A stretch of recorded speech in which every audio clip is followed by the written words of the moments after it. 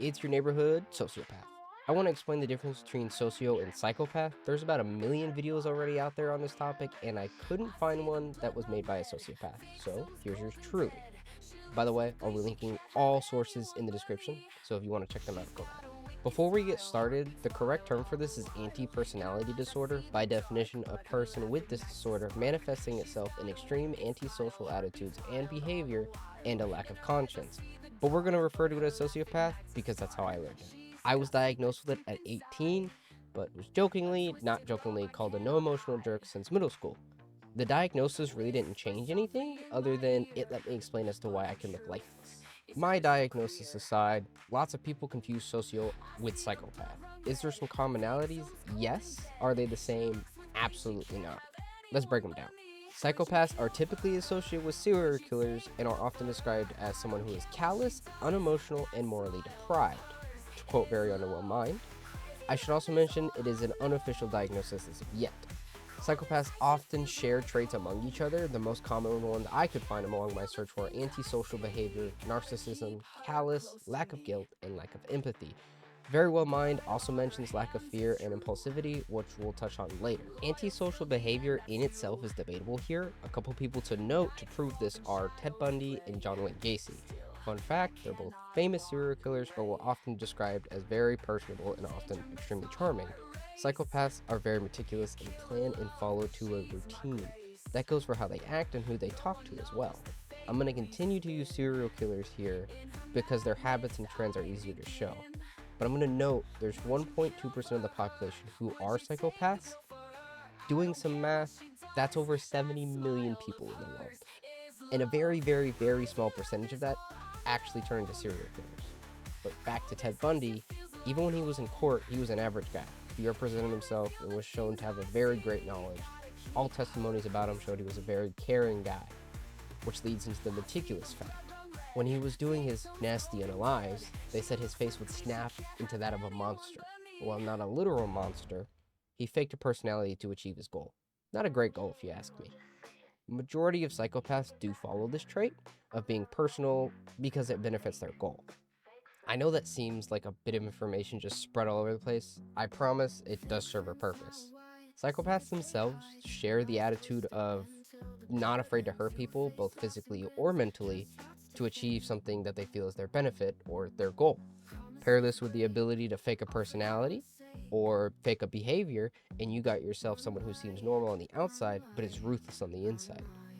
We're going to take a backtrack here. Lack of fear and impulsivity.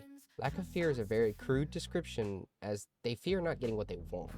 You could chalk that up to narcissism, but remember, we established psychopaths already have narcissistic traits.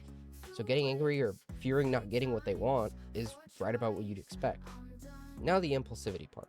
Yes and no. Psychopaths are amazing planners by nature. They will go to great lengths to form a path which they feel is best. This is a habit you can see with Ted Bundy between the time he unalives. I'm not going to get into the timelines because that's a whole video of itself, but the man took time between most of his unalives.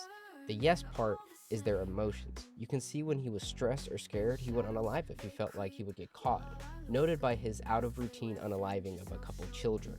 I believe you have an idea of psychopaths and their usual tendencies. We'll go over the traits one more time. Antisocial behavior, narcissism, callous, lack of guilt, lack of empathy, lack of fear, and impulsivity. This isn't true for every single one, but this is the most common link by far. Now this is where I have the most experience. Sociopaths. We've talked about how they do share qualities, notably lack of empathy, but we'll get into that detailed explanation in just a second. This is the only time I'm going to use anti-personality disorder here for context, and for your research, it just makes sense. You can split everyone with this disorder into two categories, high functioning and low functioning. High functioning people with anti-personality disorder are just like regular old Joes. They have learned and adapted to fake a sense of humanity and humility that most people wouldn't recognize. This is the category I fall into. People are emotional creatures. If you're able to separate your emotions and read others, you can copy or react accordingly, as a normal person would. This doesn't reign true for low functioning. Low functioning don't have the ability to fake as well, often giving an antisocial or distant vibe to them. I just use vibe to describe a personality disorder. I don't know how I feel about that. This tends to lead to trouble, as the bad rep for the disorder comes from low functioning, They're often violent or quick to get angry and don't have much regard for theirs or others' safety, diving into drugs or bad groups of people because it's the easiest path or path of least resistance. Now we have our 2 big points here, as described by my own therapist. Lack of empathy and path of least resistance. Lack of empathy is the most popular, but as a whole, sociopaths tend to struggle with most emotions. Personal experience leads me to say that there's 3 emotions that we default to: anger, happy, and neutral. You may be thinking, what is a neutral emotion? I'd describe it as almost being lifeless or pretty much looking like a doll. Then if you're talked to or interacted with, you provide a smile and almost like you're putting on a mask to start the conversation. This may sound like being fake, but if you're a sociopath, you're pretty much the definition of fake. You can wear a mask to talk to just about anyone, assuming you're a high-functioning one. The path of least resistance, or as I call it, weighing your options and deciding which one provides the greatest results with the least amount of effort, I can attest to, and many can attest to, you get bored very easy and tend to want results with a minimum effort. You could call this lazy. You'd be right.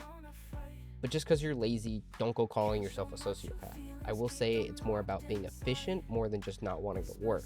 Now, this was just bare bones information and some examples from personal experience and through my own research that I've been able to gather. But this is not to diagnose yourself, but to provide information and give you a bit of insight from someone who shares or is diagnosed with one of these disorders. If you feel like you do have or may have symptoms of such, you should go and talk to someone.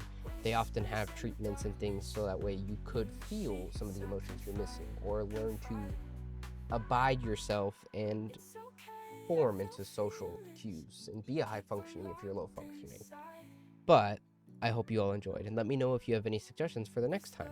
It's been your neighborhood sociopath, and I'll see you later.